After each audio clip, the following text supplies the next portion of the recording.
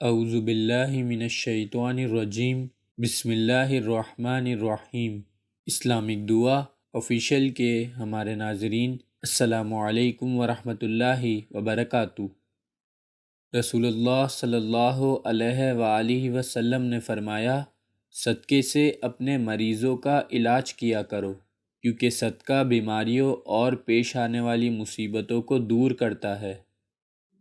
حضرت ابو ہریرہ رضی اللہ تعالی عنہ سے روایت ہے، رسول اللہ صلی اللہ علیہ وآلہ وسلم نے فرمایا، ہر دن صبح دو فرشتے اترتے ہیں، ان میں سے ایک دعا کرتے ہوئے کہتا ہے، اے اللہ خرچ کرنے والے کو بہتر بدل عطا فرما، اور دوسرا التجا کرتا ہے، اے اللہ جو خرچ نہ کرے اس کا مال تلف فرما دے۔